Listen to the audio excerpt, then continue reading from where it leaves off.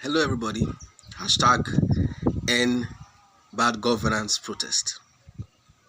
Well, I was a part of the NSAS protest and I discovered something. We had a blue room then where we were supposed to come up with suggestions. And I went to the blue room and I suggested then that we should take advantage of the open doors provided by Governor Sanwo-Olu as at that time and present our demands instead of staying on the road for too long. I think that the organizers of the NSAS protest did not buy that, or maybe they had a pool and they just couldn't, or maybe there was an oversight, they couldn't pick, or maybe they didn't even believe in what I suggested, but it backfired. Now, the thing is, we follow the crowd, both leadership and followers. Even in America, everywhere, I see it, we follow the crowd. The only people I see that don't really follow the crowd so much are Japanese. They don't follow the crowd, they travel as possible. Even the Chinese too, they have a way of looking at things objectively, how it works for them, how it will work for them, why it should work for them, and when it should work for them. They understand those precepts. But I think we copy too much of the Western culture of, the crowd. Even the British, it gets to a point, they sit back and, they adjust. They find out details. Because listen, the devil is in the details. The big deal is in the details. Do you understand? Now, the politicians went around campaigning, manifestos and all that. To me, I think that's a big mistake. Because when you do things the way others who failed did them, and you're expecting a better result, then that's insanity. You went around campaigning and now you are there. You are now using the same models, the same approach that they use of defending themselves to the police. People want to protest. Hello.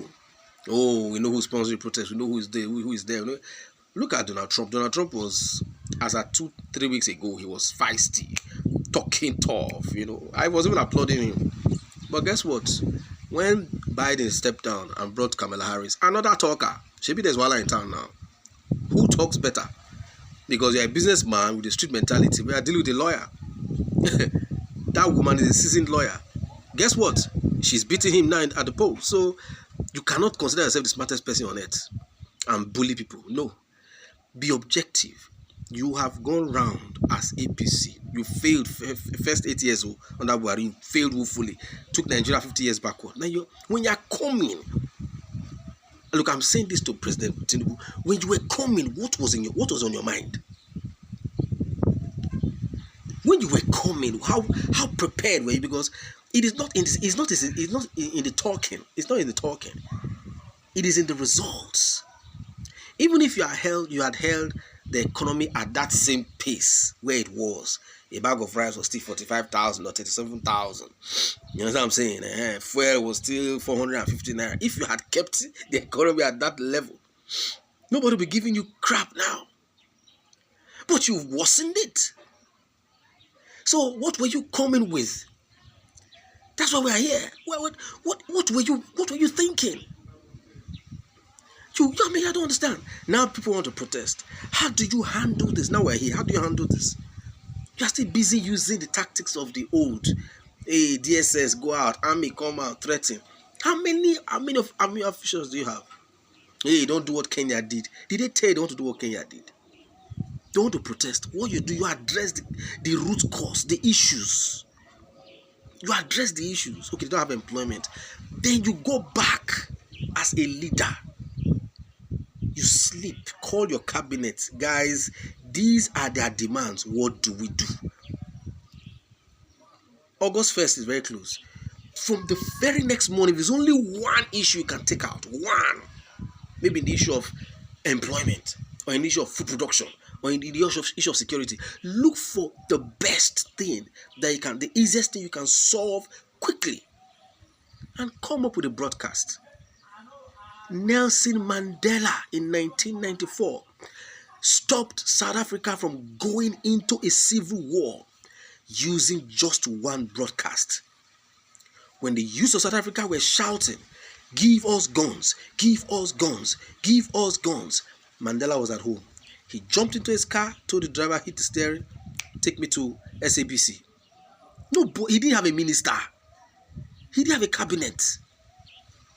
He drove straight to SABC and told them, listen, give me a slot. I want to speak. Even the president, de Klerk, could not address the nation. Nobody wanted to hear him. Mandela stepped in and spoke to the people.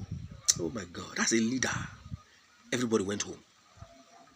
Listen, when we do, you say, you may have money, but you can be a monumental dummy. You may have all the clouds, and there's nothing. You are just, people may be celebrating you, but they just want to get something from you. You may not have anything in your head. Call the governors in your state. This one want to do, this one want to do. Now you took out subsidy and took the monies that was saved from subsidy, and you were giving it to state governors. What did they do with it?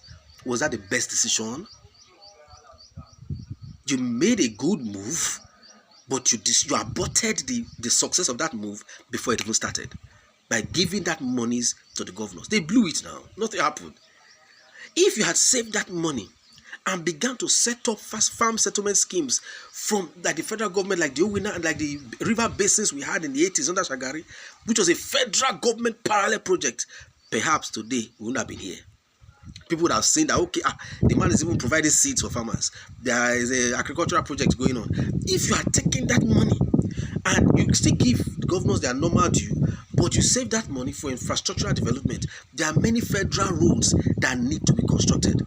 Example, like the Benin Auchi Okene Express Road. Major roads, the East-West Road in Rivers State, connecting Bayelsa and Rivers. There are so many roads like that. You have even this coastal road now in Lagos, you would have been doing them. With that difference, now you have a defense. You have a defense.